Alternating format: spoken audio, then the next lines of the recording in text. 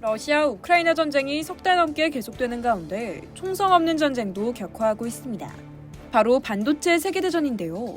이 전쟁을 승리로 이끌 전사, 반도체 전문 인력의 양성이 각국 초미의 관심사로 떠오르고 있습니다. 이재용 삼성전자 부회장은 지난달 25일 취재진 앞에서 목숨 걸고 한다는 말을 했습니다. 전날 삼성이 발표한 5년간 450조 투자의 의미를 묻자 내놓은 답변이었는데요. 이에 화답이라도 하듯 윤석열 대통령도 지난 7일 국무회의에서 목숨을 입에 올렸습니다. 과학기술의 중요성, 특히 반도체 인재 양성을 강조하며 목숨 걸고 하라는 지시를 내렸습니다. 글로벌 최고 기업 총수와 국가 지도자가 잇따라 비장하게 목숨을 언급할 정도로 반도체 세계대전은 치열하게 전개되고 있습니다.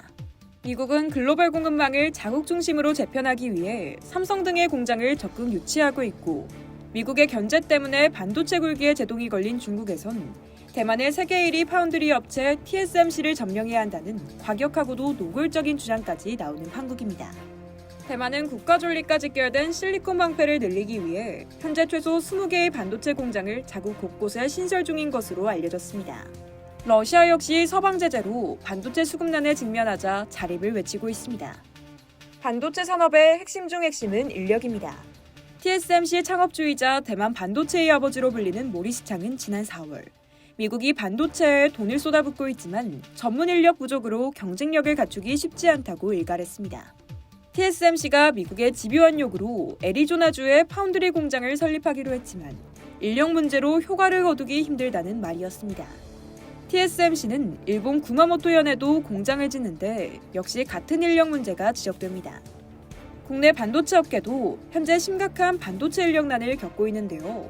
산업통상자원부에 따르면 국내 반도체 분야의 부족한 인력은 2020년의 경우 1,621명에 달한 것으로 나타났습니다. 한국반도체산업협회는 향후 10년간 약 3만 명의 인력이 부족하다고 전망했습니다. 국내 대학의 반도체 계약학과 정원은 올해 약 110명이고 내년에는 360명 정도로 예상됩니다. 산업 현장에서 필요한 인력 수에 크게 부족한 수치인데요. 정부도 이런 문제점을 인식해 반도체 핵심 인력 양성에 적극적으로 나서기 시작했습니다. 과기정통부는 지난달 시스템 반도체 설계 실무 인력 양성 사업과 인공지능 반도체 고급 인재 양성 사업을 통해 향후 5년간 반도체 설계 구현 실무 인재 3,140명을 양성한다는 목표를 세웠습니다. 또 서울대, 성균관대, 숭실대 등 3곳을 AI 반도체 융합 인력 양성 사업을 수행할 대학으로 선정했습니다. 이런 가운데 대통령까지 나서 목숨 걸고 반도체 인재를 양성하라고 교육부 등에 강력히 주문한 것입니다.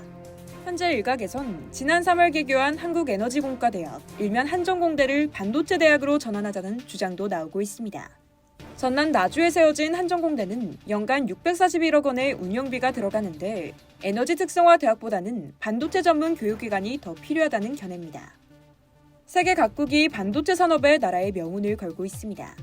우리나라가 반도체 강국의 지위를 유지하고 더욱 공고히 하려면 전문 인력의 집중 양성에 모든 수단과 방법을 동원해야 할 시점입니다. 이상 여의도TV였습니다.